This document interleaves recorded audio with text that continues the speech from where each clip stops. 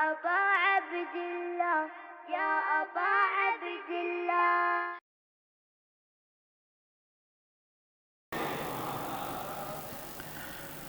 بسم الله الرحمن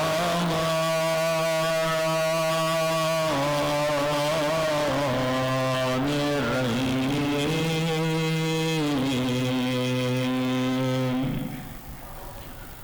الحمد لله رب العالمين.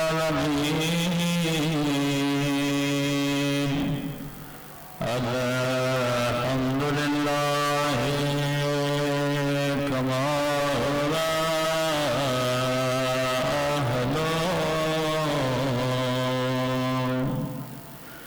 الصلاة والسلام على سيد المرسلين وخاتم النبيين أبي القاسم محمد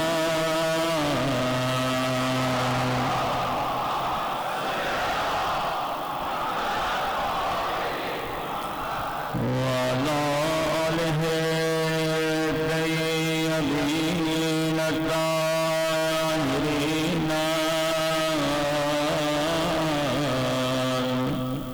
المعصومين. سب کے دعائیں سرکار آقا مولا زمان.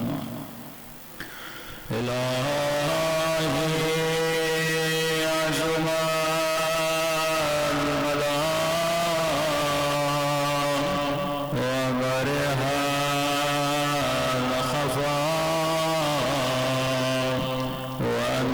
شفاء الأغتاب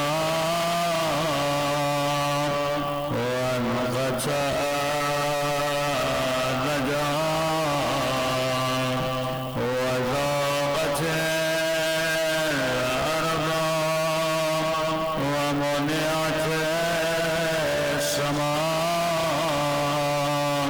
وأنت المصطفى وإليك المشتكى وعليك المؤول في الشدة والرخاء. اللهم صل على محمد أولي الأمر الذين فرضت علينا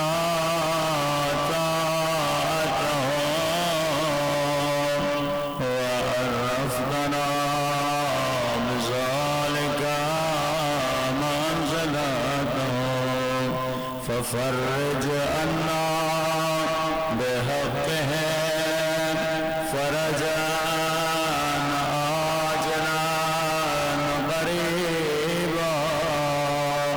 كلمه البصر أو أقرب.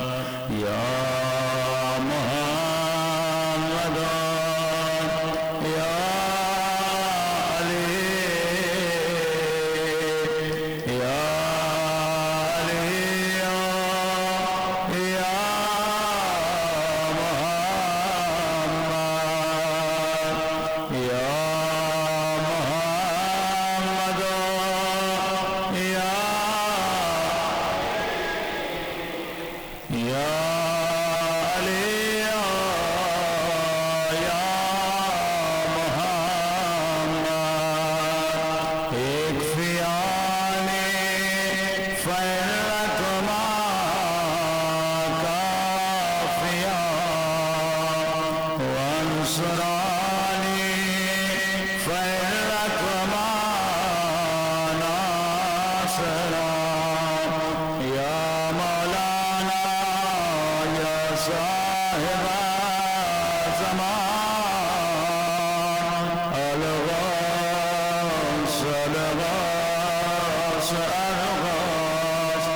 أدركني أدركني أدركني الساعة الساعة الساعة العجال العجال العجال يا أرحم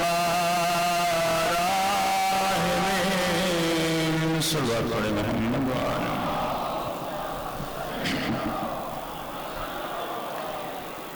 بسم الله الرحمن الرحيم رب اشرح لي صدري ويسر لي أمري واحلل عقدة من لساني يفقهوا قولي أما بعد فقد قال سبحانه وتعالى في محكم كتابه المجيد وفرقانه الحميد وقوله الحق وهو أصدق الصادقين بسم الله الرحمن الرحيم إنما وليكم الله ورسوله والذين آمنوا الذين يقيمون الصلاة ويؤتون الزكاة وهم راكعون صلوات على محمد وعلى محمد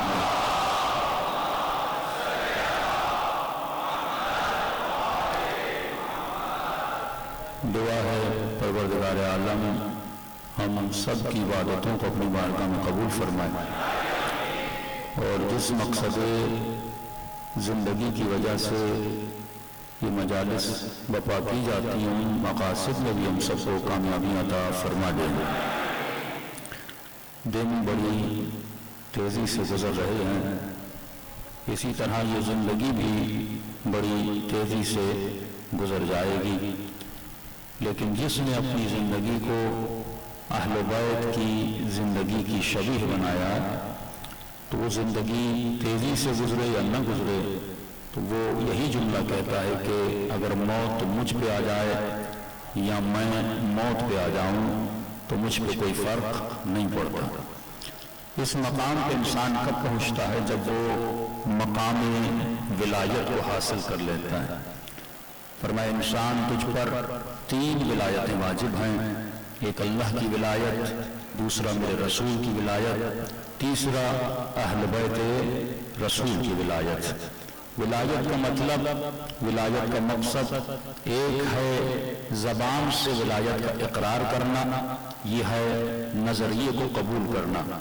ایک ہے اپنے اعضاء و جوارح پر ولایت کو نافذ کرنا، یہ ہے ولایت عملی کا مقام.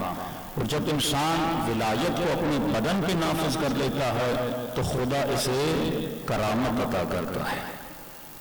یہ اپنے زمانے کا سلمان بن جاتا ہے، یہ اپنے زمانے کا مالک بنتا ہے، یہ بہجت بنتا ہے، یہ مرعشی بنتا ہے، یہ قاضی بنتا ہے. یہ ان کرامات کو مس کر لیتا ہے کیونکہ اس کا جو دامن ہے وہ دامن علی ابن ابی طالب سے متصل ہو جاتا ہے.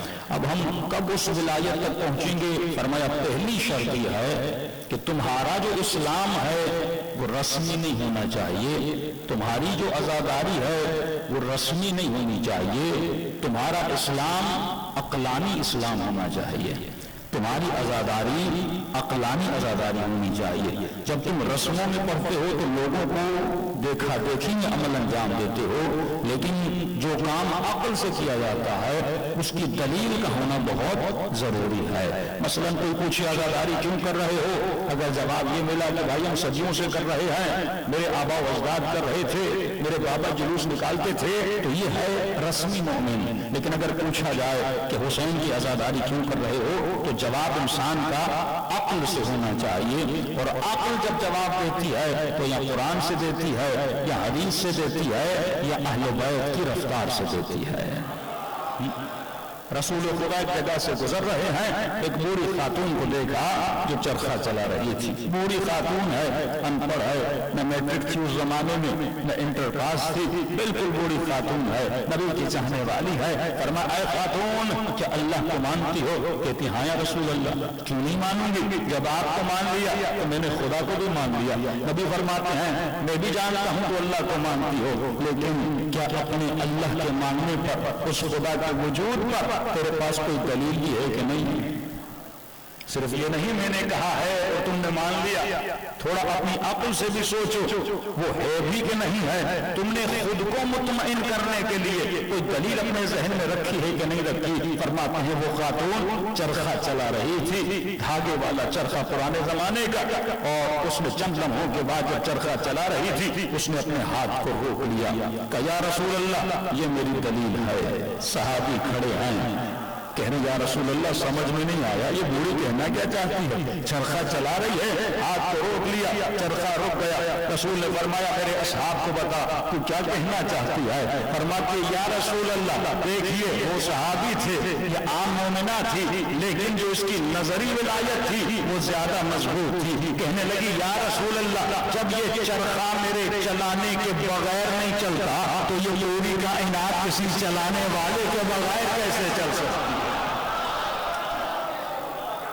جب انسان کا ایمان مضبوط ہو جائے چھوٹی چھوٹی چیزوں کے ذریعے سے انسان اپنی توحید کو مضبوط کر سکتا ہے، لا الہ الا اللہ کو مضبوط کر سکتا ہے، اور لا الہ الا اللہ کے خزانے تک یہ پہنچ جاتا ہے۔ پھر اسے محمد بھی سمجھ میں آتا ہے، پھر اسے مولا علی بھی سمجھ میں آتے ہیں، پھر اسے کربلا میں امام حسین کے اٹھائے ہوئے اقدام بھی سمجھ میں آتے ہیں۔ لیکن جس نے زبانی لا الہ الا اللہ کہا، تمہارا لا الہ الا اللہ بھی عقلانی ہونا چاہیے، تمہارا رسول بھی عقلانی ہونا چاہیے، تمہارا امام بھی عقلانی ہونا چاہیے، اور جب تم نے تین چیزوں کو عقل سے مانا اب تمہاری زندگی میں بھی کوئی کام بے عقلوں والا نہیں ہوگا، تمہارا کلام بے عقلوں والا کلام نہیں ہوگا، تمہاری ہر چیز کی دلیل عقل کی بنیاد پر ہوگی۔ خود مولا علی کو مانا کہ شیعت نے رسول کے بعد اگر خلیفہ مانا تو مولا علی کو مانا، کیا ایسے ہی مان لیا؟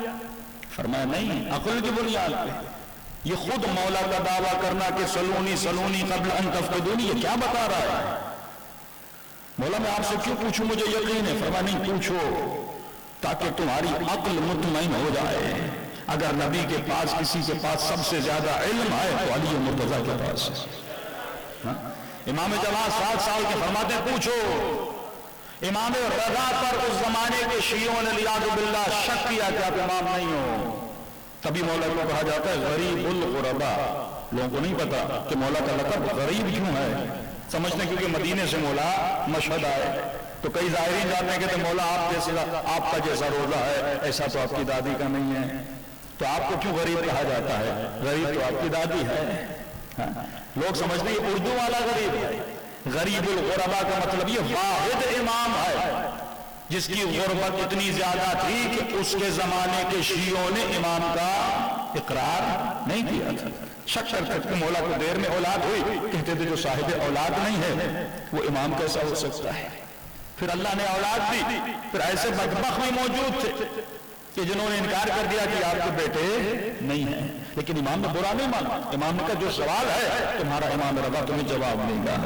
انہوں نے کہا کسی شخص کو لائیں گے جو چہرہ شناس ہے، جو شکل دیکھ کے بتاتا ہے کہ یہ بیٹا کس کا ہے۔ امام نے کہا جس کو بلانا ہے بلاؤ۔ ایک مرتبہ امام کو زمینوں پر لے گئے، کھیتی باڑی ہو رہی تھی۔ امام رضا کو کہا کہ آپ دور دراز علاقے میں چلے جائیں اور جتنے کسان کھیتی باڑی کر رہے ہیں آپ بھی ان کے ساتھ مل کے کھیتی باڑی کریں، اور یہ بچہ جو امام جواد یہ دوسرے بچوں کے ساتھ کھیلتا رہے۔ یہاں چہرہ شناس آیا، چند منٹ بیٹھا، کہ چہرہ شناس سے جتنے بچے کھیل رہے ہیں یہ جو بچہ ہے اس بچے کا بابا کون ہے؟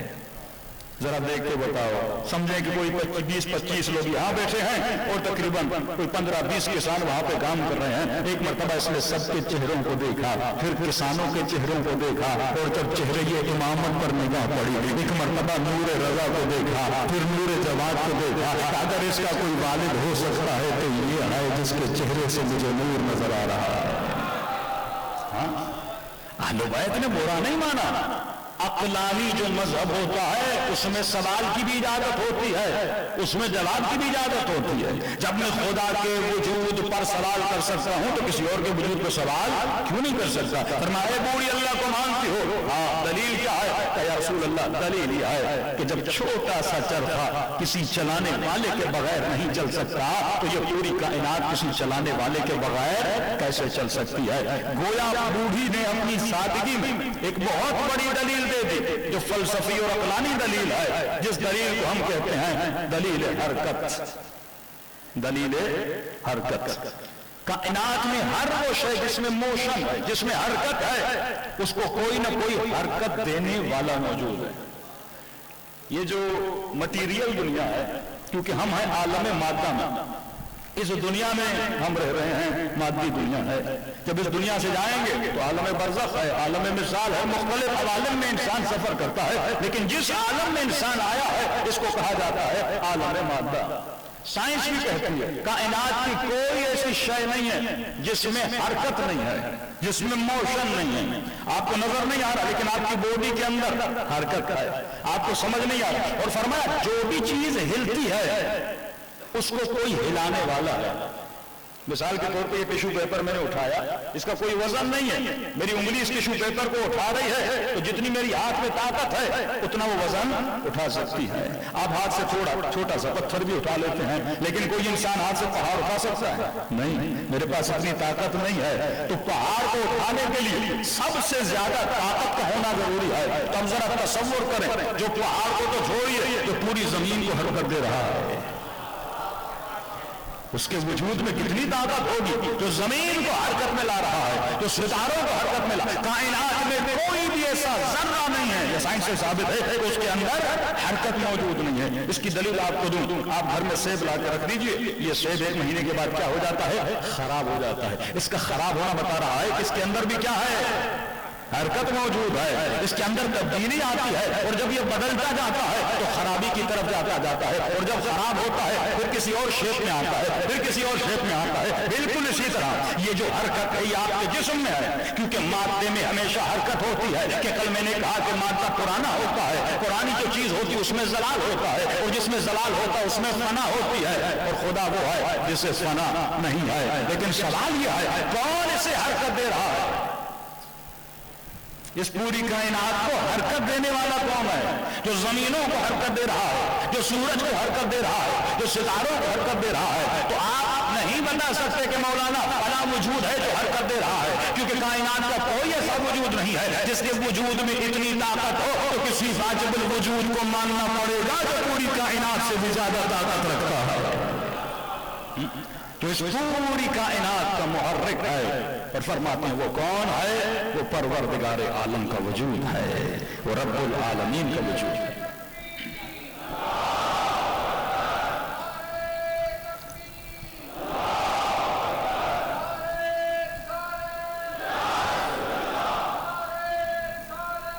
یا رسول اللہ،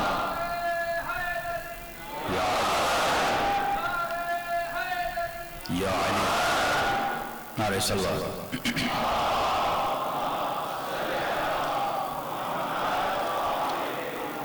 عجل فرجہم یا علی۔ تو اب آپ دیکھیں کہ مثلاً کبھی کبھی آپ نے فیل کیا ہوگا کہ اچانک سے انسان کی خبر ملتی ہے بھئی آج میرا برتھ ڈے ہے، اور اس دن اس کو پتا چلتا ہے مثلاً آج 35 کا ہو گیا، 40 کا ہو گیا، تو کہتے ہیں پتہ ہی نہیں لگا، وقت اتنی جلدی سے گزر گیا۔ تو آپ 60 سال کے بھی ہو جاؤ گے نا، انٹرنلی خود کو بوڑھا نہیں سمجھو گے۔ آپ جسم سے سمجھتے، لوگ سمجھتے کہ یہ بوڑھا ہو گیا کیونکہ جسم میں رد و بدل تبدیلی ہے، لیکن ذاتاً آپ خود کو بوڑھا کبھی بھی فیل نہیں کرتے ہو، کیونکہ بوڑھا جسم ہوتا ہے، روح نہیں ہوتی۔ روح جو 4 سال میں تھی وہی 20 سال میں، جو 20 سال میں وہی 60 سال میں، جو 60 سال میں وہی 100 سال میں ہوتی ہے۔ یہ لوگ دیکھتے بھائی فلاں صاحب بوڑھے ہو گئے، کہتے بھائی بوڑھا ہو گیا، اس کی خواہشیں تو دیکھو۔ بھائی بوڑھا جسم ہوا ہے، روح تو ویسی کی ویسی ہے۔ روح تو ہمیشہ اس کی کوئی، آپ نہیں کہہ سکتے کہ روح 20 سال کی 30 سال کی ہے، کیونکہ وہ مادی شے ہے ہی نہیں، یہ مادہ ہے جس کے اندر رد و بدل آتا ہے، روح میں کبھی بھی رد و بدل نہیں آتا۔ اچھا ایشو کہاں ہوتا ہے؟ یہ ذرا ٹاپک سے تھوڑا الگ ہے۔ ایشو کہاں ہوتا ہے کہ جسم ہے محدود، لمیٹڈ۔ مثلا آپ کو بھوک لگی، سفرے پہ کھانا ہے، 2 روٹیاں کھا کے پیٹ بھر جائے گا۔ جسم ہے محدود، روح ہے لامحدود، یا ایسے کہوں جسم کی جو خواہش ہے وہ محدود ہے، روح کی جو ڈیمانڈ ہے وہ لامحدود ہے۔ اب جب یہ جسم اور روح کو سمجھ نہیں پاتا تو جب یہ روح جسم سے ملتا ہے تو یہ لامحدود خواہشیں سے کرواتا ہے۔ غور کیجئے گا، روح کی ڈیمانڈ لامحدود، روح ہمیشہ بقا چاہتا ہے، کیونکہ وہ ہے ہی ایک ایسا وجود جسے بقا چاہیے، وہ باقی وجود ہے، اس کی ڈیمانڈ سے ہی انلمیٹڈ، کیونکہ وہ خود انلمیٹڈ ہے، وہ ہمیشہ بقا کی جنگ لڑتا ہے، وہ ہمیشہ چاہتا ہے میں ہمیشہ باقی رہوں. لیکن جب جسم میں آ گیا اور جسم کی ڈیمانڈ ہے لمیٹڈ، اب اگر اسے معرفت اہل بیت نہیں ہے، اس کے بجائے کہ یہ انلمیٹڈ چیزوں کی خواہش کرے جن کا ملنا آخرت میں ہے، یہ انلمیٹڈ چیزوں کو دنیا میں ڈھونڈنا شروع کر دیتا ہے. اب ڈیمانڈ اس کے زندگی کے گزر و سفر 1 لاکھ ہے، لیکن کیونکہ روح کی ڈیمانڈ انلمیٹڈ ہے، اس کی ڈیمانڈ ہے 1 گلاس پانی، یہ پورے کنویں کو اپنے پاس رکھ لیتا ہے، کیونکہ اثر روح کا پڑ رہا ہے. معرفت کیونکہ نہیں ہے، یہ سمجھتا ہے کہ میں ہمیشہ رہوں گا، لہذا ہمیشہ والا پانی اپنے پاس رکھنا چاہتا ہے.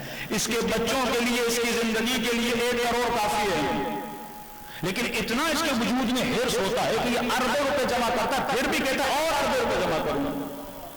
کیوں؟ یہ جسم کی ڈیمانڈ نہیں ہے، یہ روح کی ڈیمانڈ ہے. روح ابدیت کو طلب کرتا ہے. اب ان کے معرفت نہیں ہے، اس کے بجائے کہ یہ جنت کو طلب کرے، علی کی نوکری کو طلب کرے،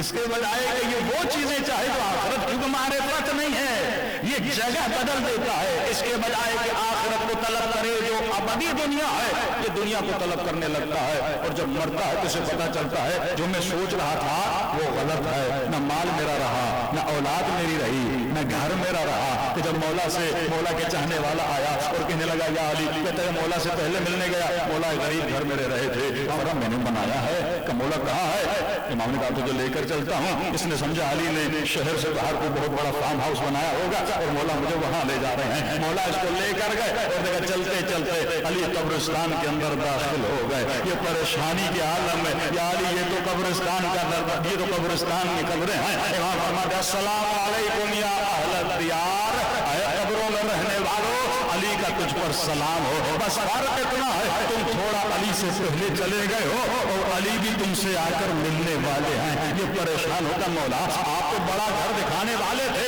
فرمایا یہاں کے گھروں کو فنا ہے، مرنے کے بعد جنت میں آ کے علی کا گھر دیکھ لینا.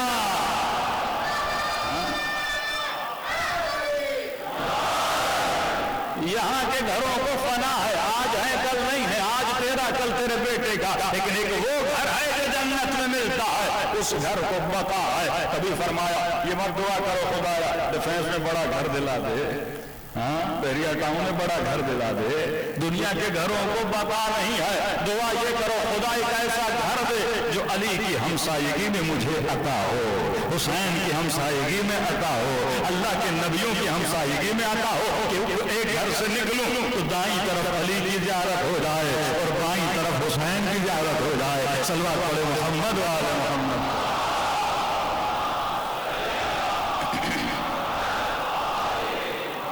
وَأَجِّلْ فَرْجَهُمْ.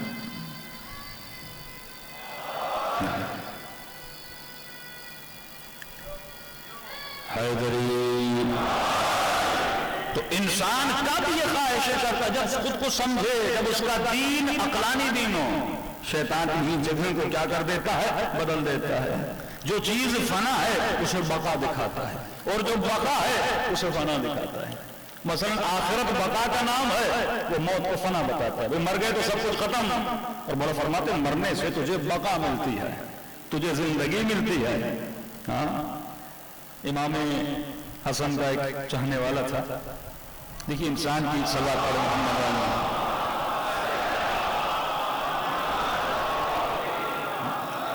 ہوتا یہ ہے کہ انسان اہل بیت کے کئی ایسے چاہنے والے تھے جو ڈرتے تھے. واقعا موت انسان کے لیے باعث ڈر بھی ہے اور باعث خوف بھی ہے. لیکن اہل بیت فرماتے ہیں ڈرتا وہ ہے جو چور ہے، ڈرتا وہ ہے جو چور ہے. مثال دوں، ایک بندے نے چوری کی ہے، اس کا کام ہی چوری کرنا ہے. اب راستے میں پولیس کو دیکھتا ہے تو کتنا ڈرتا ہے، حالانکہ پولیس کا کوئی لینا دینا بھی نہیں ہے، لیکن گاڑی بیٹھتا فوراً چوکس ہو جاتا ہے، دل کی دھڑکن تیز ہونا شروع ہو جاتی ہے کیونکہ اندر سے چور ہے. فرمایا جو خدا کا چور ہے وہ ملک الموت سے ڈرتا ہے، لیکن جس نے چوری کی ہی نہیں ہے اس کے لیے تو موت علی کی زیارت کا پیمانہ ہے. وہ کبھی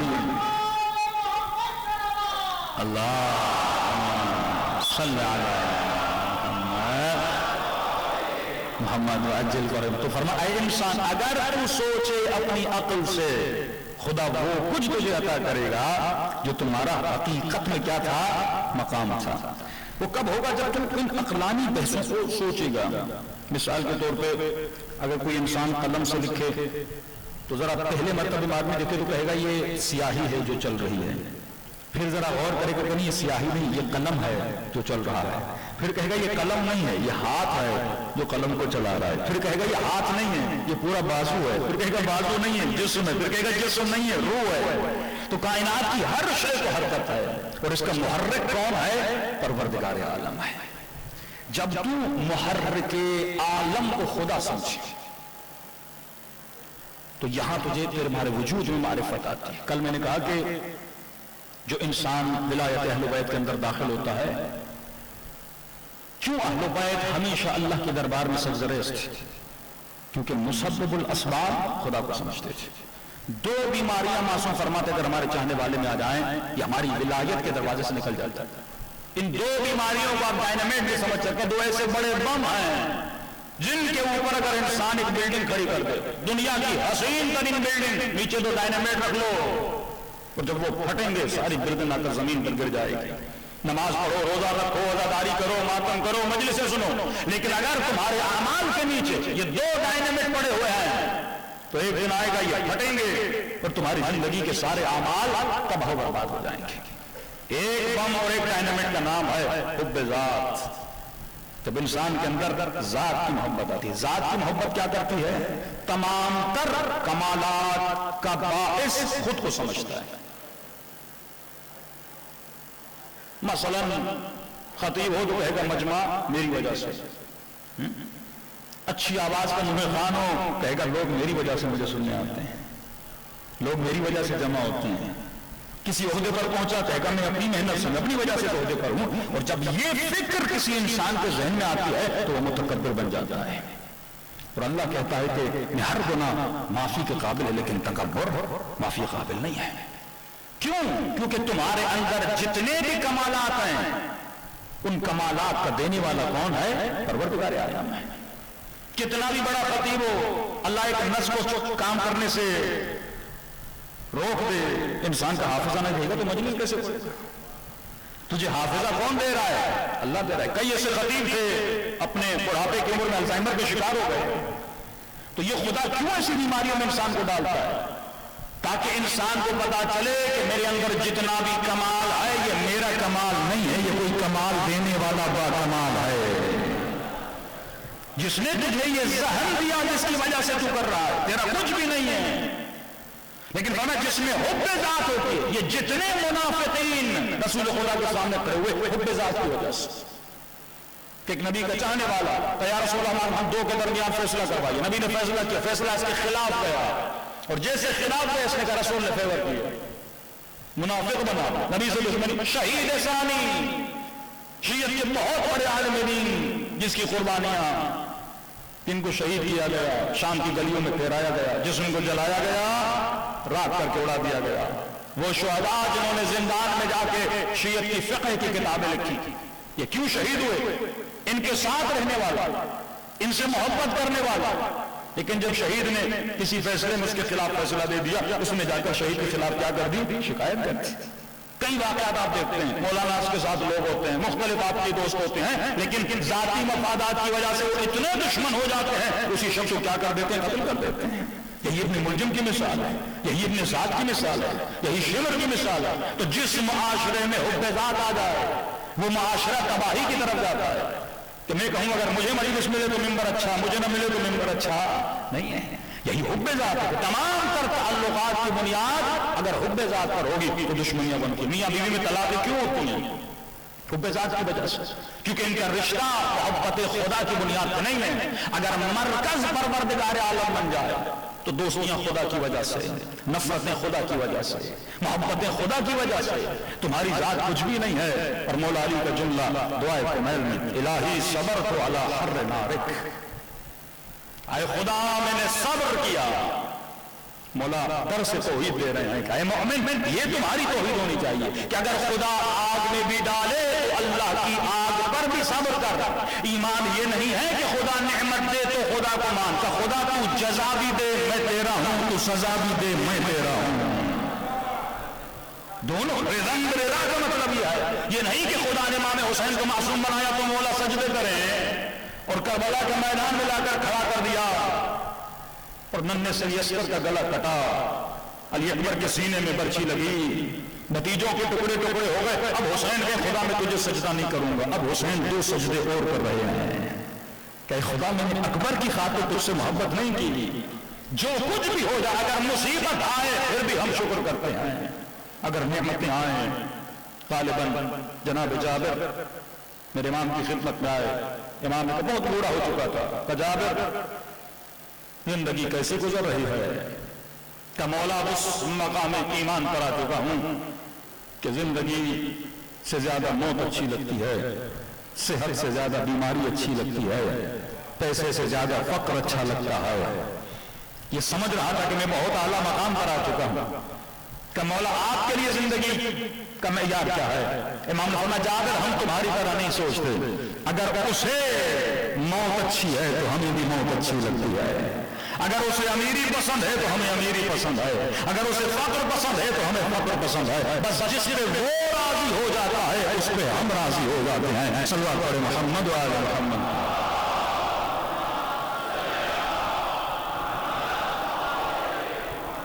تو جتنے اختلافات کی جڑ ہے یہ انسان کی ذات کی محبت کی جڑ ہے.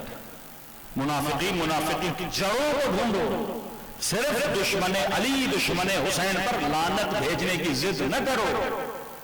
یہ سوچو کہ اس پہ لعنت پڑ کیوں رہی ہے, اس کی وجہ کیا ہے؟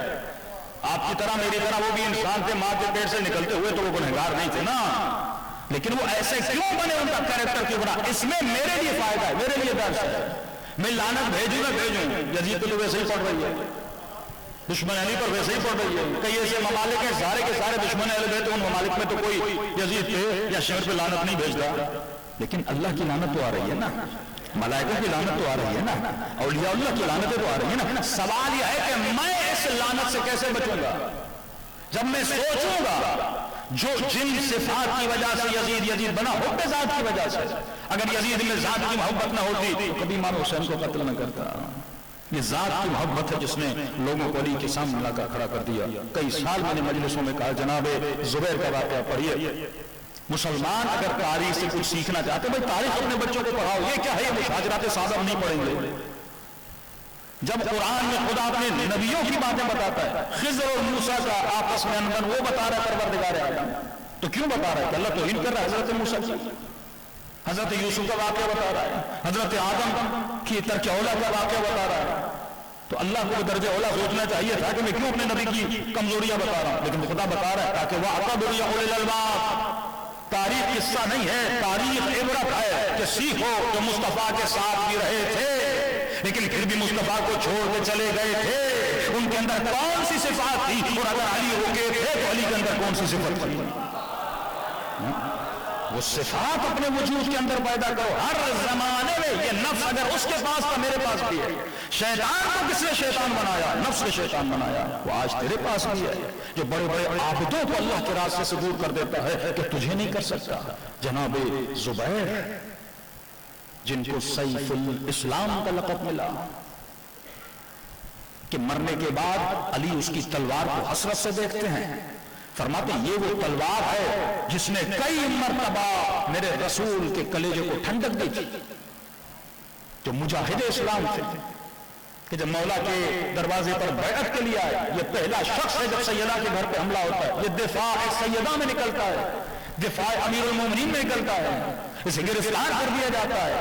اور مولا فرماتے اگر میرے پاس لوگ ہوتے میں اپنا حق لیتا. مولا فرماتے لوگ میرے پاس نہیں ہیں. فرماتے یا علی ہم ہیں. مولا فرماتے کل مسجد میں آ جانا, 4 لوگ آتے, ان 4 میں ایک کا نام زبیر ہے. اور رسول کسی صحبت میں بیٹھے, زبیر ہمیشہ علی کے چہرے کو دیکھتے تھے. نبی نے فرمایا اے زبیر کیوں علی کے چہرے کو دیکھ رہا ہے؟ کہ رسول اللہ نے خود فرمایا النظر الی وجه علی عبادہ, اس چہرے کو دیکھنا عبادت ہے. اس وقت نبی نے فرمایا زبیر ایک وقت آئے گا تو اسی علی کے مقابلے میں کھڑا ہو جائے گا کہ یا رسول اللہ یہ ممکن نہیں ہے، علی بھی ہے، میرا رشتہ دار بھی ہے، پھر کا بیٹا بھی ہے، بڑی قرابت داری مولا امیر المومنین سے، لیکن جنگ جمل میں زبیر علی بن ابی طالب کے سامنے کھڑا ہو جاتا ہے۔ مولا فرماتا اگر اس کا بیٹا نہ ہوتا یہ کبھی بھی علی کے مقابلے میں نہ آتا۔ حب ذات، اولاد کی محبت میں لوگ دشمن بن جاتے ہیں، مال کی محبت میں دشمن بن جاتے ہیں، مال کی محبت میں اطاعت پروردگار عالم نہیں کرتے۔ کیوں آج مومن خمس نہیں دیتا؟ کیوں آج مومن واجبات پہ عمل نہیں کرتا؟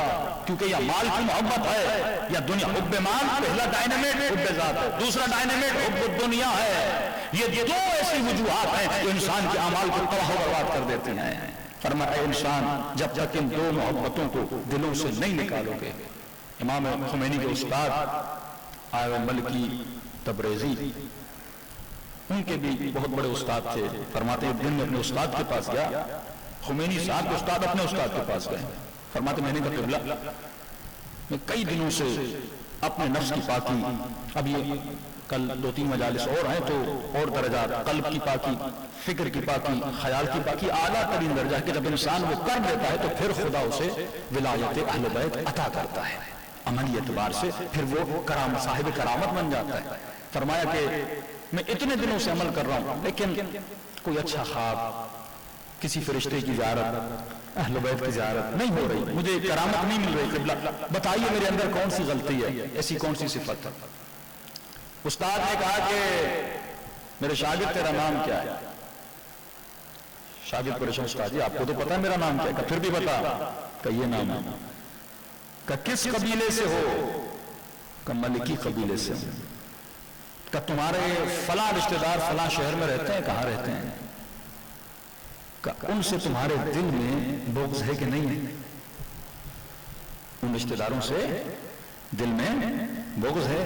کہاں قبلہ انبن ہے، کئی سالوں سے آپس میں ہم بات نہیں کرتے ہیں۔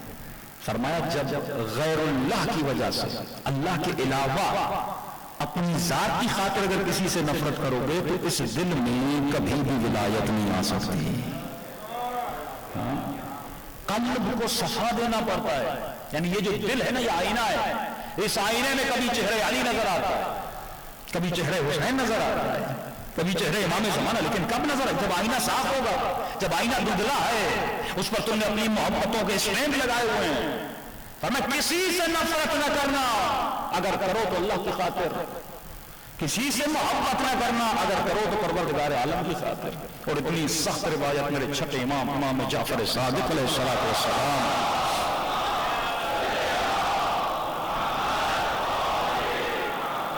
میرے مولا فرماتے ہیں کہ اگر مومن سے ناراض ہو، علی والے سے ناراض ہو جائے۔ فرمایا متکبر کی نشانی ہے کہ وہ خود کو نیچا نہیں کرتا۔ کہ اگر یہ دو مومن آپس میں صلح نہ کریں تو ان دونوں پر اللہ کی، رسول کی اور اہل بیت کی لعنت ہوتی ہے۔ 3 دن کا الٹیمیٹم دیا ہے، 3 دن سے زیادہ۔ اس کا مطلب اس کا دل ناپاک ہے، اس نے آپس میں لڑائی کی، ظاہر ہے لڑائی یا پیسے کی وجہ سے یا مال کی وجہ سے، یا کسی نے مجھے گالی دی، تو تمام تر لڑائی میں ذات شامل ہے، اللہ تو ہے ہی نہیں بیچ میں۔ تو اس نے کہا کہ مولا، دونوں پر کہا کہ مولا قصور میرا نہیں ہے، قصور اس کا ہے۔ پر اگر اس کا بھی قصور ہے تو 3 دن تیرے پاس مہلت ہے، اس کے دروازے پہ چلا جا اور کوئی مومن اگر میری غلطی ہے تو مجھے معاف کر دے، اگر تیری غلطی ہے میں نے تجھے معاف کیا، کہ اب اس کی مرضی ہے وہ تیرے ساتھ صلح کرے یا نہ کرے۔ فرمایا اب اگر اس کے دروازے سے واپس آتا ہے لعنت تیرے سر سے اٹھ جاتی ہے، اگر وہ بغض ابھی بھی دل میں رکھ کر بیٹھا اس کے سر پر کھڑی رہتی ہے۔ اچھا ہمارے صلح کس طرح ہوتا ہے کہ مولانا معاف کر دیا لیکن دل میں گالیاں دے رہے ہوتے، یہ معافی نہیں ہے۔ جب تک دل سے قدورت کمپلیٹلی نکال نہ دو، جب تک دل میں اس کے لیے ذرہ برابر بھی برا نہ ہو، ہمیں مولانا معاف کر دیا، یہ منافقت ہے۔ بڑے بڑے لوگ آپس میں لڑتے ہیں لیکن میٹنگز میں سیٹنگز میں آپس میں سیاستدانوں کی طرح گلے ملتے ہیں، لیکن دل میں ایسے ایک دوسرے کو گالیاں دے رہے ہوتے ہیں۔ یہ کردار اہل بیت کے چاہنے والے کا نہیں ہے۔ جب دل میں نہ ہے، تمام تر معارف قلب کے توسط سے آپ کے خیال میں آتے ہیں۔ اگر تم نے دل کا راستہ بند کر دیا کبھی بھی کرامت تک نہیں پہنچ پاؤ گے۔ فرمایا اس کے در سے واپس آ جا، اب لعنت اس کے سر پر ہے، اگر وہ صلح نہیں کرتا لعنت تیرے سر پر نہیں ہے۔ اب سنیے امام کا جملہ، فرمایا ہر وہ قدم، جنت کا معنی بہت آسان ہے، اگر انسان چاہے عارف باللہ بننا بہت آسان ہے، سلمان بننا بہت آسان ہے، سوال یہ ہے تو چاہے، جب تک ارادہ نہیں کرے گا تب تک کچھ بھی نہیں ہوگا۔ ایک ایشو پیپر میں ارادہ کرو تو اٹھے گا نا، ارادہ نہیں کروں تو کیسے اٹھے گا؟ امام فرماتے ہر وہ قدم جو اس کے در سے اپنے گھر کی طرف بڑھاتا ہے، خدا ہر قدم پہ تیرے نام اعمال میں 70 نیکیاں بڑھاتا ہے۔ اللہم صلی علی محمد۔ اور جب تک تو گھر تک پہنچتا ہے خدا تیرے نام اعمال میں 70 مقبول حجوں کا ثواب لکھ لیتا ہے۔ مفت میں حج مل رہے ہیں لیکن حب ذات کی وجہ سے مجال ہے جو میں کسی کے سامنے تھوڑا جھکوں، یہی جھکنا کیوں کہا کہ سجدہ کرو، تاکہ تیری انا مرے، تیرا تکبر مرے، خاک پہ اپنا ماتھا رکھو تاکہ تمہارا تکبر مر جائے۔ ہاں کیوں کہا والدین کی اطاعت واجب ہے؟ گھر جاؤ تو اپنے والدین کے ہاتھوں کا بوسہ لیا کرو، کبھی باپ کے پاؤں کی مالش کیا کرو، کبھی ماں کے پاؤں دبایا کرو، اس سے تمہارا تکبر، ہمیں میں بڑا ہو گیا، میرے بچے ہیں، میں صاحب اولاد ہوں، سفید داڑھی والا، ماں کے پاؤں دباؤ، اس کا مطلب تمہارے اندر تکبر ہے، تم خود کو بڑا سمجھ رہے ہو۔ جتنا تم اپنے وجود میں خضوع اور خشوع لاؤ گے، جھکاوٹ لاؤ گے، اللہ کے سامنے اطاعت کرو گے تو کیا ہو جائے گا؟ جب دل تمہارا نرم ہو جائے گا اب محبت خدا تمہارے دل میں جلوگر ہوگی۔ آخری جملہ امام کو سنیے، فرمایا 70 مقبول حج، 70 نیکیاں ہر قدم پہ۔ فرمایا اب اسی حالت میں اگر یہ رات کو سو جائے اور اس کی روح پرواز ہو جائے، اسی حالت میں اگر یہ رات کو سو جائے اور روح پرواز ہو جائے، اللہ کہے گا لکھو اس کے نام اعمال میں یہ شہید ہو کر دنیا سے چلا گیا۔ اتنا ثواب اللہ،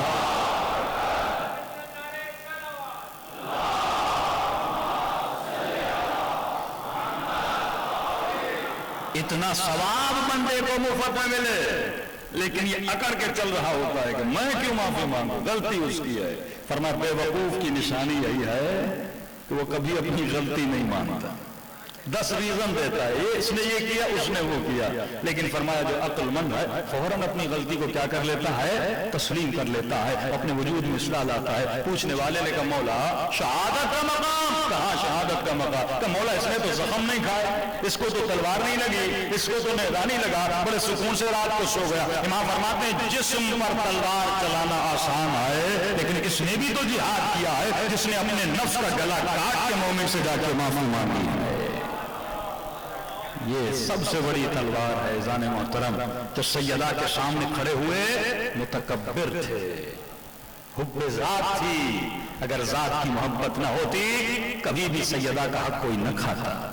یہ ذات کی محبت ہے اور ان کو حق نہ ملا، مانگنے گئے، حق مانگنا شریعت میں واجب ہے، نہ ملا، پھر آ کے گھر میں بیٹھ گئے۔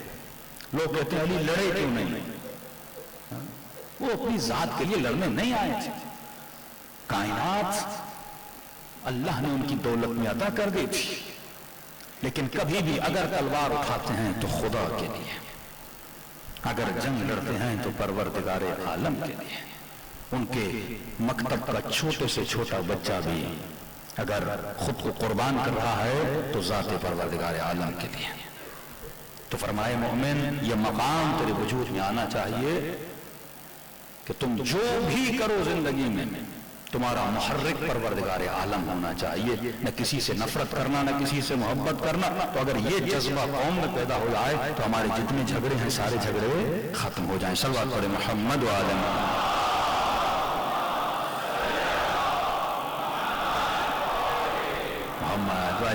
شدت سے اس زمانے کے آپ قریب ہوتے جا رہے ہیں، حالات بڑی تیزی سے بدل رہے ہیں اور آپ کے ہمسایہ ملک میں تقریباً طالبان کی حکومت آ چکی ہے۔ یقیناً جو پاکستان کے شدت پسند فرقے ہیں وہ اس مرد خور کی طرح انتظار میں ہوں گے کہ شاید طالبان ان کو بھی جوائن کرنے کے لیے بولیں اور یہاں ان کو بھی طاقت ملے، لیکن جو منظر ہمیں نظر آ رہا ہے کہ کی سوچ الگ ہے اس دفعہ، کیونکہ ایران سے بھی ان کی بات چیت ہو چکی ہے اور اسی طرح رہے، دعا یہی ہے۔ لیکن ایک طرف دشمن ہے، میں میڈیا دیکھ رہا تھا تو پاکستانی تجزیہ نگار کریں، ہمیں لگتا ہے کہ طالبان اس دفعہ وہ فرسودہ خیالات والی حکومت نہیں لائیں گے۔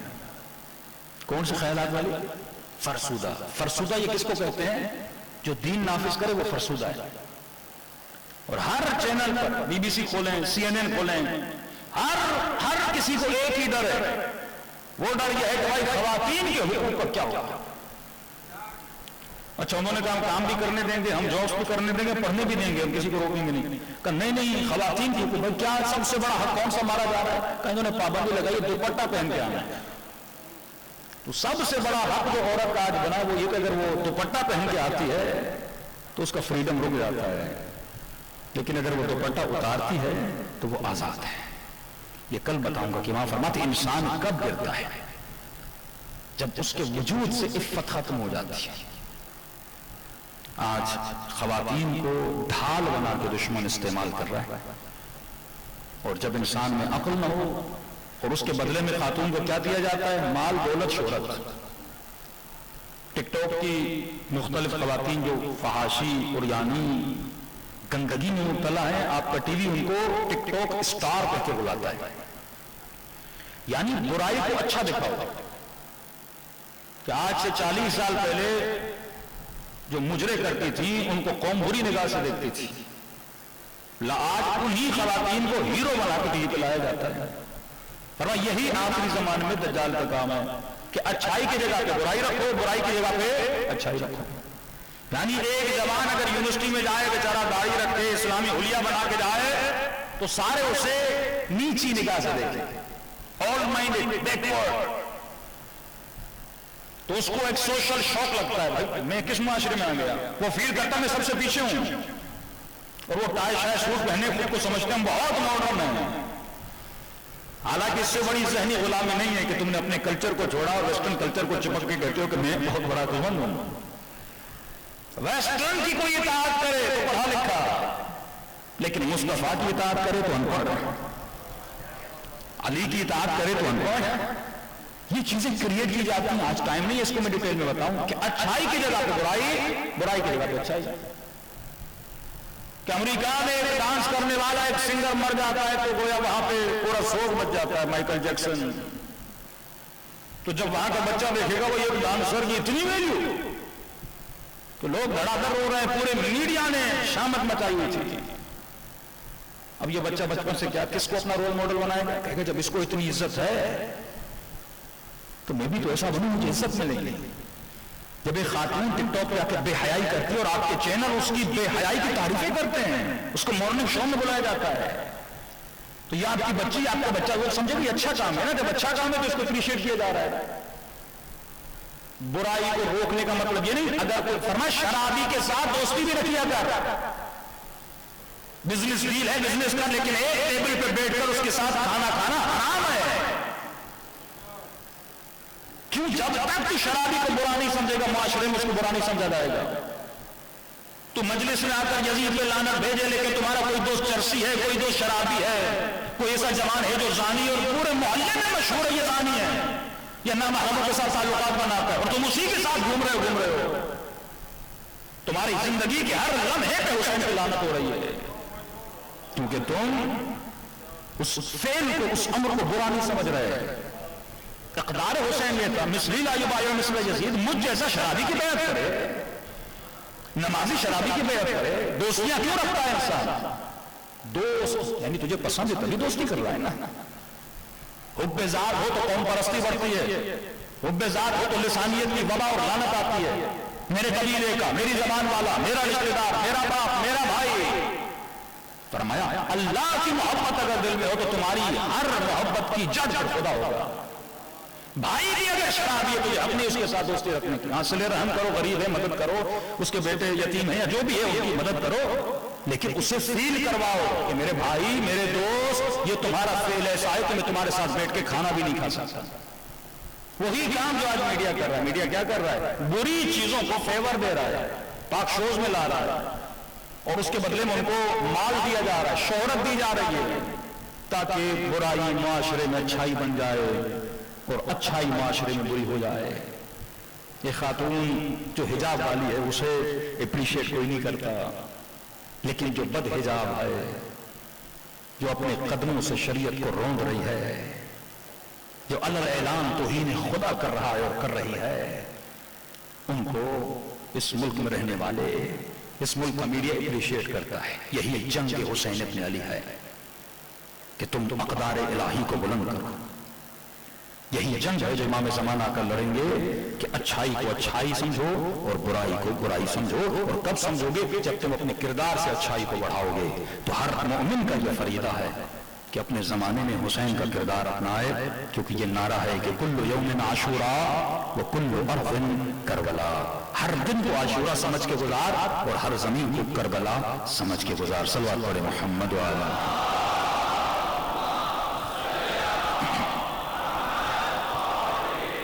محمد یا اللہ۔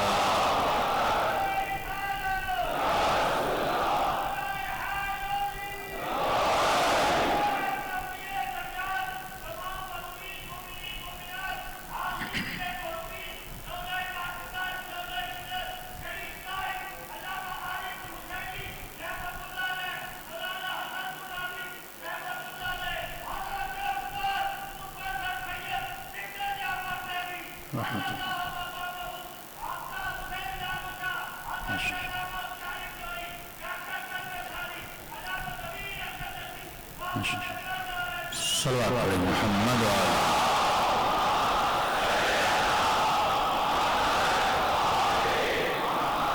وعجل فرجہم۔ تو یہی وہ مقصد خلقت تھا جس کو پورا کرتے کرتے حسین نے اپنے پورے گھرانے کو لٹا دیا۔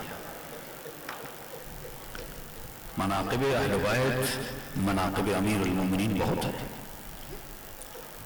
کہ فرماتے رسول خدا تشریف فرما ہے، مولا علی، امام حسن، سیدہ مولا حسین بھی بیٹھے ہیں، رسول پانی پیتے ہیں اور پینے کے بعد اپنی بیٹی کو دیتے ہیں۔ سیدہ جیسے پانی پیتی فرماتے ہنی الک، گوارا ہو یہ پانی، مبارک ہو یہ پانی جس کو لب لگے سیدہ کی۔ بیٹی نے پھر پانی دیا حسن، مولا حسن نے پیا، پھر رسول نے کہا ہنی الک، گوارائے وجود ہو یہ پانی، مبارک ہو یہ پانی۔ پھر حسین کو دیا، پھر بھی رسول نے وہی جملے کہے ہنی الک۔ میں کہوں گا یا رسول اللہ اے کاش یہ پانی کربلا میں حسین کو پلاتے، جب گودی قتل گاہ میں حسین تڑپ رہے تھے تب یہ پانی پلاتے۔ فرمایا حسین نے بابا کو پانی دیا۔ یہ مناقب اہل بیت ہے۔ جب علی نے پانی پیا تو رسول یہ نہیں کہا نہیں الک، فوراً رسول سجدے میں گئے اور اٹھنے کے بعد کہا نہیں الک یا علی، مبارک ہو یہ پانی۔ بیٹی نے پوچھا کہ بابا ہم نے پیا تو آپ نے سجدہ نہیں کیا، علی نے پیا تو آپ نے سجدہ کیا۔ کہ بیٹی جب تم نے پیا تو جبرائیل نے کہا نہیں الک، میں نے وہی جملہ دہرایا۔ حسن نے پیا، جبرائیل نے کہا نہیں الک، میں نے جملہ دہرایا۔ لیکن جب علی نے پیا نا تو خدا نے کہا، تو میں نے شکر خدا ادا کرنے کے لیے پھر کیا ادا کیا؟ سجدہ ادا کیا۔ یہ فضیلت امیر المومنین تھی۔ لیکن فرماتے جب سیدہ زینب گودی قتل گاہ میں آتی نا، جس علی کی اتنی فضیلت جس کے لیے خدا بولے، نہ جبرائیل بلکہ ڈائریکٹ خدا بولے، جب اپنے بھائی کے جنازے کو دیکھتی ہیں تو فرماتی ہے حسین میرا بابا تجھ پہ فدا ہو۔ جس پہ علی فدا ہو جائیں وہ حسین ہے، اور اسی حسین آقا کے بدن پہ ایک کپڑا بھی ظالموں نے نہیں چھوڑا تھا۔ اچھانن عریانن، بڑی خواہشوں سے اماں زہرا کا کرتا پہنا تھا کہ شاید ظالم اس کرتے پر رحم کر لیں، لیکن سیدہ زینب فرماتی سجاد اونٹ پر سوار تھے، میں چند لمحوں کے لیے محسوس کیا کہ سجاد کی روح نہ نکل جائے۔ کیونکہ آنکھوں سے دیکھ رہے تھے گھوڑے بابا کے لاشوں سے دوڑائے جا رہے تھے، تو میں نے بحالت مجبوری خود کو اونٹ سے زمین پہ گرا دیا کہ سجاد کی نگاہ بابا کے جنازے سے ہٹے اور زینب پہ پڑ جائے، کہیں سجاد کو کچھ ہو نہ جائے۔ اتنی قربانیاں اہل بیت نے دی، دعا کرو کہ خدا ہمیں ایسا بنا دے جیسا کربلا میں تو نے ہور کو بنایا۔ السلام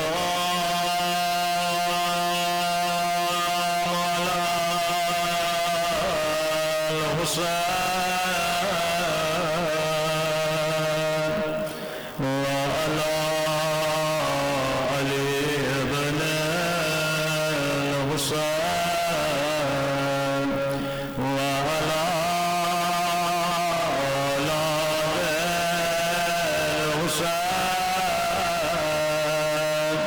وعلی اصحاب حسین کی صدا بلند ہو، السلام علی حسین وعلی علی ابن وعلی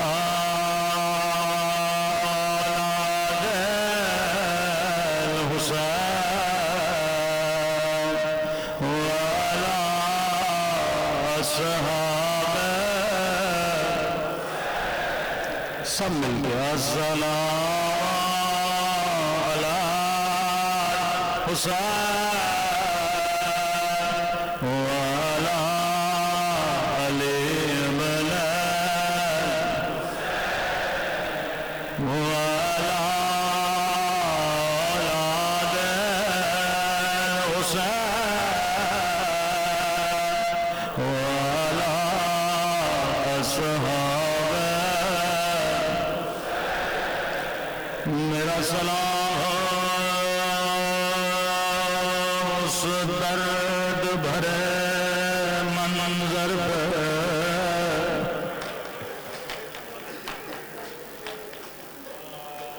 یا یہ کہوں میرا سلام کربلا کے اس شہید پہ جس کے دائیں طرف کی پسلیاں بائیں طرف چلی گئی تھی،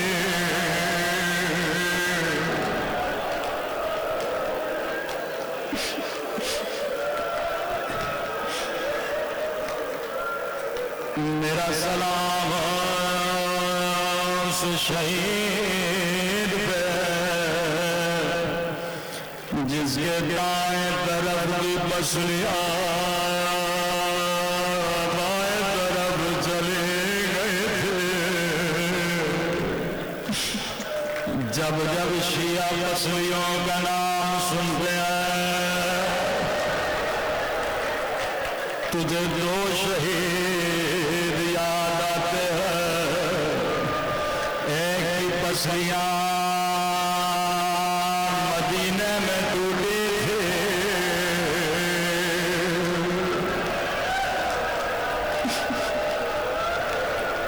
ذرا پسلیوں کی تاریخ سنو،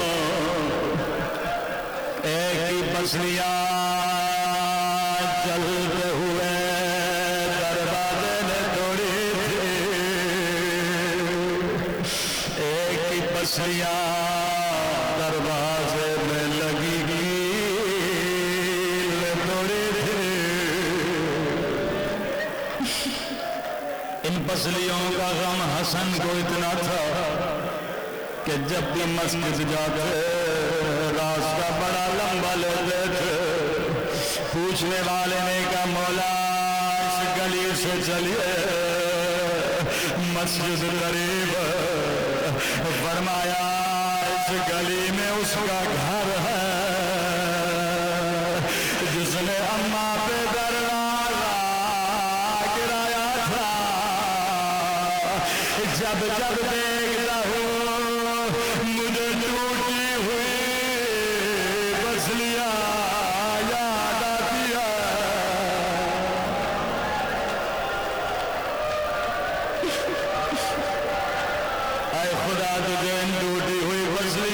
नवाजा, हमारे मौला का ज़हूर फरमा दे।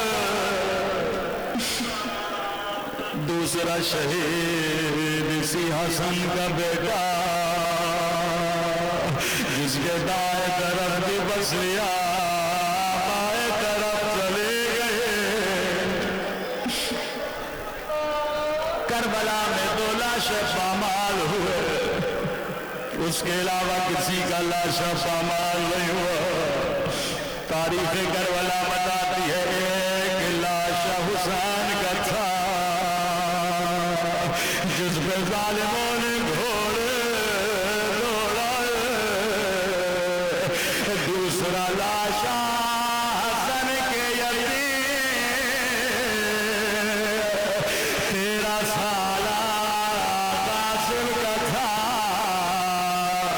बस फर्क इतना था, हुसैन के लाशे पे घोड़े शहीद होने के बाद दौड़ाए गए, लेकिन कासिम अभी जिंदा थे।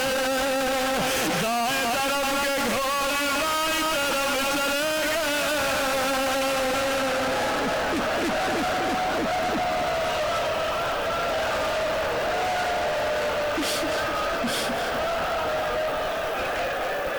इतना छोटा था,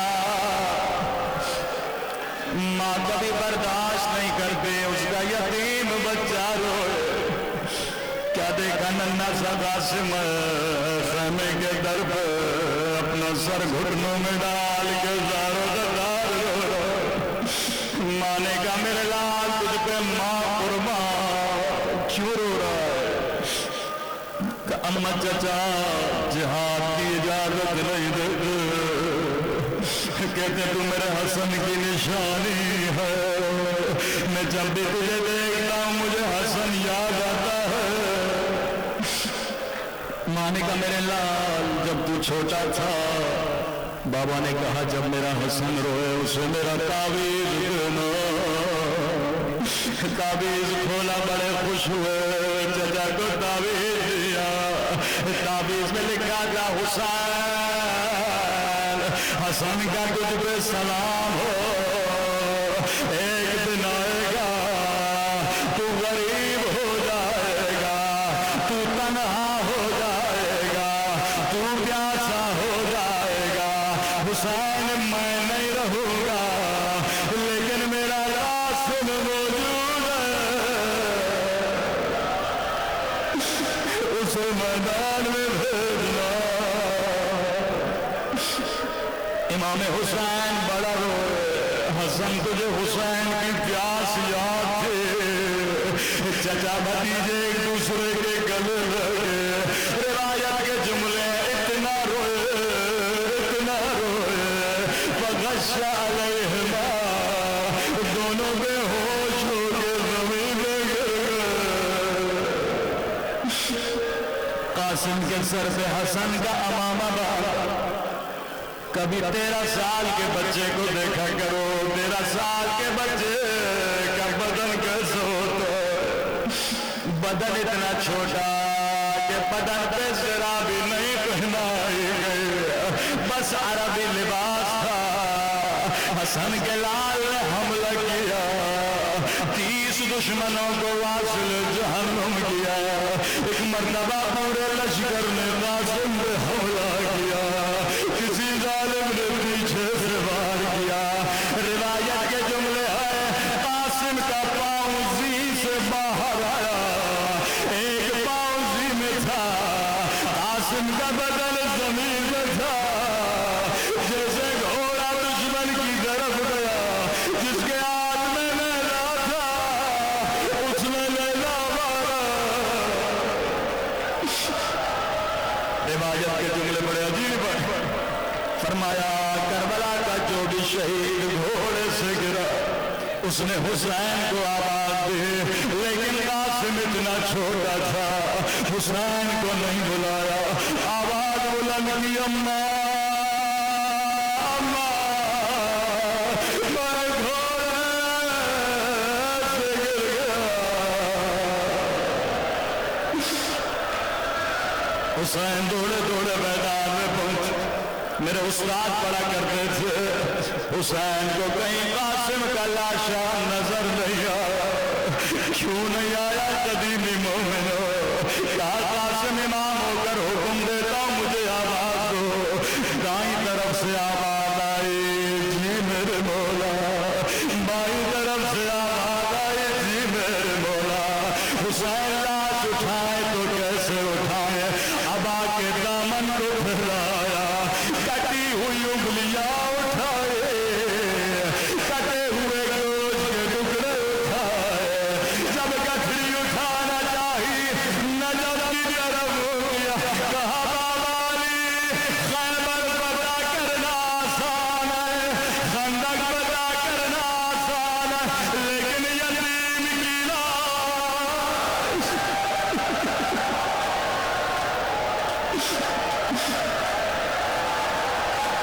खेमे के दर पे आए। अम्मा फिजा जरा बहन ज़ैनब को बुलाना। बीबी ज़ैनब खेमे के दर पे आए, फरमाया बहन ज़ैनब कासिम की लाश लाया हो, लेकिन माँ को न बता